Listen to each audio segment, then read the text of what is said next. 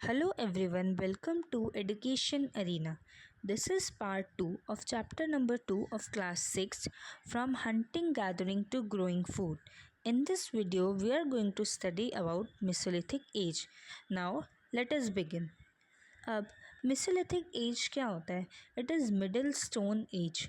जो palaeolithic as था ना वो ओल्ड स्टोन एज था. उसके बाद का जो एज था ना उसको मिडिल स्टोन एज यानी कि मिसोलिथिक एज बोलते हैं. और इसका जो टाइम पीरियड था वो था 12,000 टू 10,000 ईयर्स अगो तक. और इसमें जो टूल्स थे वो यूज़ हुए थे स्टोन टूल्स.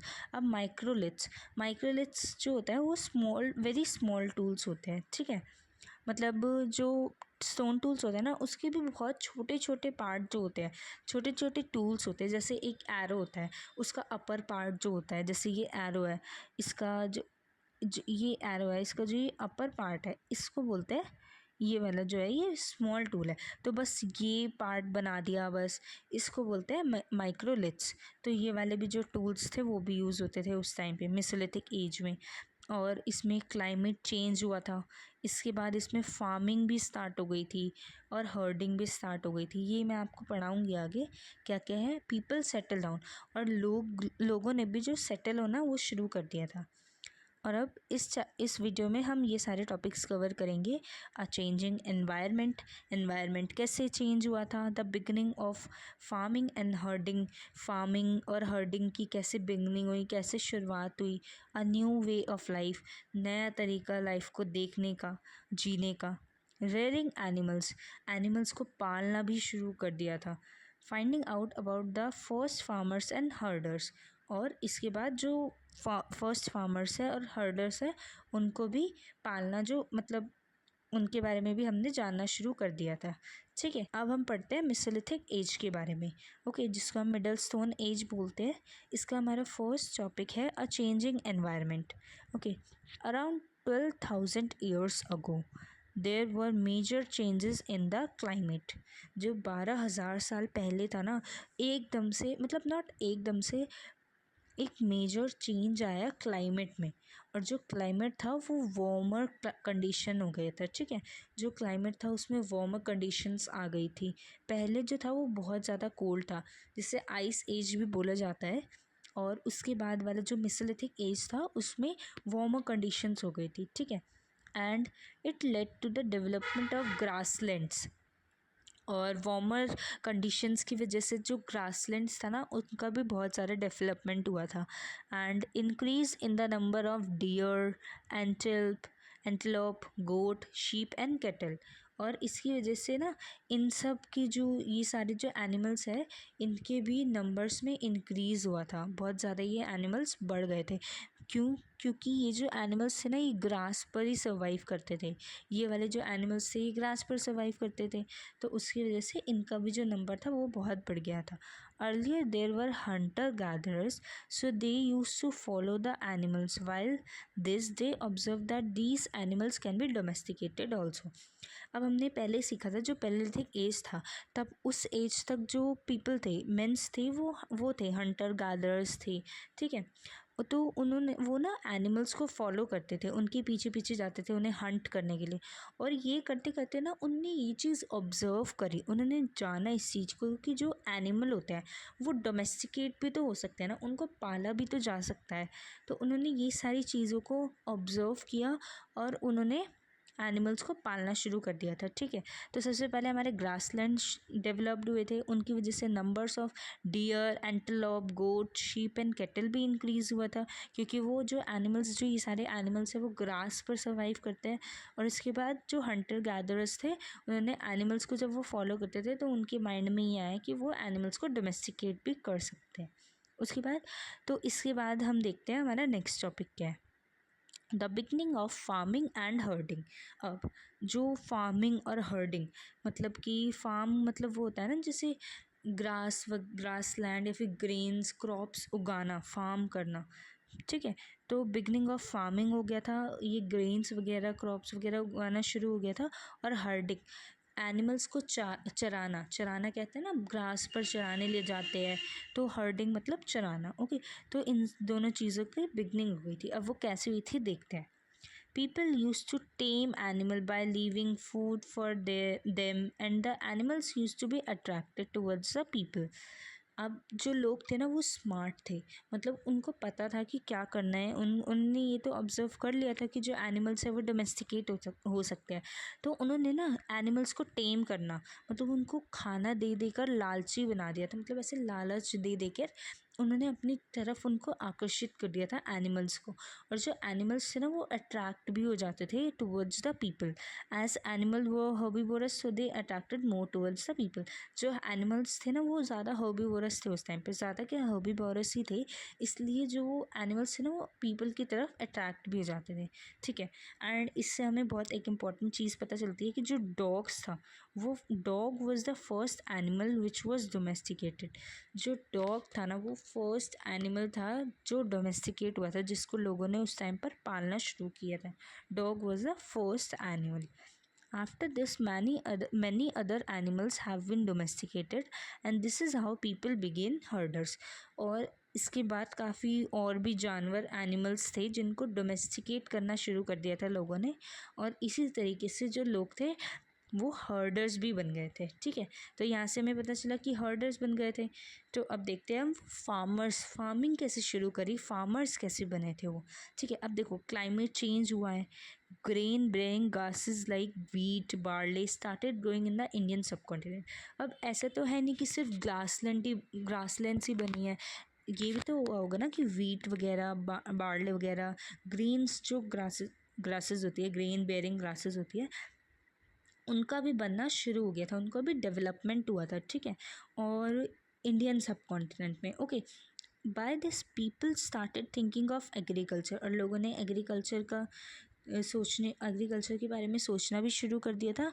एंड इसी तरीके से लोग फार्मर्स भी बने थे। ठीक है, तो जो स्किल्ड गैदरर्स थे वो फार्मर्स बने, और जो हंटर्स थे वो हर्डर्स बने। इट्स वेरी सिंपल, आप जो बस ना एक फ्लो में चलते जाओ। जैसे पहले ग्रासलैंड्स आए, फिर नंबर ऑफ़ एनिमल्स इंक्रीज़ हुए, फिर लोगों ने डोमेस्टिकेट करना शुरू किया, फिर डोमेस्टिकेट करने के बाद वो हर्डर्स बने, फिर उसके बाद क्लाइमेट चेंज हुआ था तो पक्का ग्रेन बेयरिंग गासेस भी उगी होगी, फिर उसके बाद लोगों ने एग्रीकल्चर के बारे में सोचा और फिर वो फार्मर्स भी बन गए। It's so simple. And now they started producing food, अब वो फूड प्रोड्यूस करना भी उन्होंने शुरू कर दिया।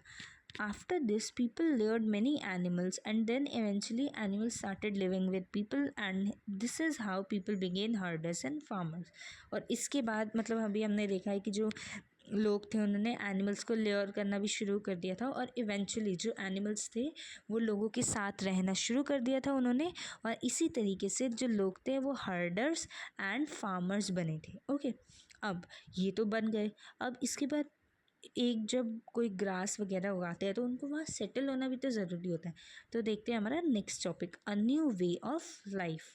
लोगों ने नए तरीके से लाइफ को जीना शुरू कर दिया। ओके, और इसमें क्या है, when people began growing grains then they have to stay at a place for longer time, as crops can take some weeks, months and in some cases years. तो अब जैसे लोगों ने ग्रेन्स को उगाना शुरू किया था, तो ऑब्वियसली अगर वो ग्रेन्स को उगाएंगे तो उनको एक जगह पर रहना भी पड़ेगा फॉर अ लॉन्गर टाइम के लिए। एज जो क्रॉप्स होते हैं वो ऐसा तो है नहीं कि एक दिन में आपने सुबह वो लगाए, सीड्स लगाए और शाम तक उग गए। अब ऐसा तो है नहीं, आपको वीक्स के लिए रुकना पड़ेगा, मंथ्स के लिए भी रुकना पड़ सकता है, और कुछ केसेस में तो ईयर्स, साल भी लग जाते हैं क्रॉप्स को उगने में। ठीक है, एंड लॉन्गर टाइम की अब उनको एक जगह पर रुकना पड़ा लॉन्गर टाइम के लिए। And look it after the plants watering, weeding etcetera till the grain ripen. अब लुकिंग आफ्टर द प्लांट्स, अब प्लांट्स के मतलब देखना, उनकी देखभाल करना, उनको पानी देना, उनको वीड करना, तो ये सब चीज़ें तो चलती रहती है ना। मतलब अगर फार्मर्स कोई क्रॉप उगा रहा है तो ये सब चीज़ें तो वो करेगा। तो वो जब तक ग्रेन्स राइपन नहीं हो जाती, पक नहीं जाती, जब तक उनको वहीं रहना पड़ता था, सेटल होना पड़ता था एक प्लेस पर for a longer period of time.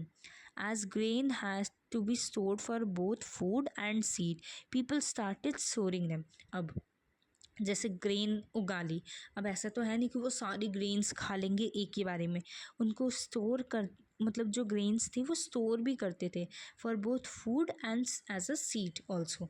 तो जो लोग थे उन्होंने स्टोर करना भी उन्हें शुरू कर दिया। तो they began making large clay pots और वोव बास्केट और dug pits in the ground. अब लोगों ने क्ले पॉट्स भी बनाना शुरू कर दिया, वो बास्केट्स भी बनाना शुरू कर दिया और पिट्स को भी डक करना शुरू कर दिया इन द ग्राउंड। अब क्ले पॉट्स तो आपको पता होगा, मिट्टी के जो बर्तन वगैरह होते हैं। अब वो बास्केट्स क्या होती है, वो basket or kind of basket, जैसे हम देख सकते हैं जो वो होता है पेड़ होता है, उनकी जो टहनी होती है वो बहुत मजबूत होती है। तो लोग उस टाइम पर लोगों ने मतलब उस टहनी से भी वो पेड़ बना देते थे।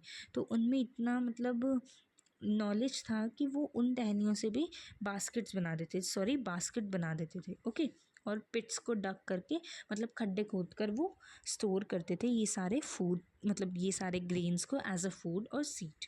ओके, इसके बाद जो हमारा नेक्स्ट टॉपिक है रेयरिंग एनिमल्स, एनिमल्स को पालना। तो जो एनिमल्स है ना, अब क्या है, एनिमल्स दो तरीके से यूज़ हो सकते हैं, stored as food and use that food.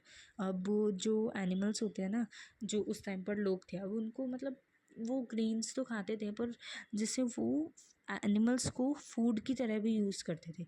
अब दो तरीके हैं, एक तो stored as food. Stored as food मतलब जो काव वगैरह होती है, बफेल काव होती है, वो मिल्क देती है, तो वो ना मिल्क भी प्रोवाइड करती थी। तो वो एनिमल्स जो थे वो स्टोर हो जाते थे ऐसे, और यूज़ दैट एज फूड मतलब मीट की तरह यूज़ होते थे। ठीक है, तो उस टाइम पर लोग एनिमल्स को इन दो तरीके से यूज़ करते थे। इसके बाद जो हमारा नेक्स्ट टॉपिक है finding out about the first farmers and herders. जो आर्कियोलॉजिस्ट थे उन्होंने मतलब उनको कैसे फाइंड किया था फर्स्ट फार्मर्स को और हर्डर्स को। अब जो आर्कियोलॉजिस्ट है उन्होंने काफ़ी सारे ब्लू स्क्वायर्स को, मतलब उनको ब्लू स्क्वायर्स मिले थे काफ़ी सारे। अभी बताती हूँ क्या है, साइट्स कौन कौन सी है, Hallur, Paiyampalli, Chirand, Mehrgarh, Burzahom, huge evidence of plant and animal bones. अब जो इन सारी साइट्स पर ना काफ़ी सारे जो प्लांट्स के एविडेंस मिले और एनिमल बोन्स के एविडेंस मिले।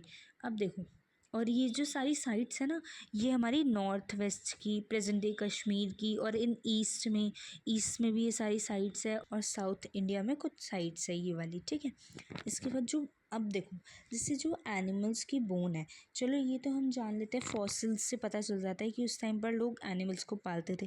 पर प्लांट कैसे पता चलता था, तो प्लांट जो होता है ना, जो बर्नड ग्रेन्स होती है उसके जो रिमेन्स, उनके जो कुछ पार्ट्स थे, कुछ रिमेन्स थे, वो मिले थे आर्कियोलॉजिस्ट को इन साइट्स पर। ठीक है, अब जो आइडेंटिफिकेशन, अभी मैंने जो बताया आइडेंटिफिकेशन कैसे किया, जो आर्कियोलॉजिस्ट ने कैसे आइडेंटिफाई किया कि उस टाइम पर ये सब चीज़ें हैं, तो एनिमल्स को आइडेंटिफाई किया फ्रॉम बोन्स, और जो प्लांट्स को आइडेंटिफाई किया चार्ट ग्रेन्स। अब जो चार्ट ग्रेन्स क्या होते हैं, वो बर्नड ग्रेन्स ही होते हैं, उन्हीं को ही चार्ट ग्रेन्स बोलते हैं। ठीक है, I hope you like this video and this is the second part of chapter number 2 of class 6th.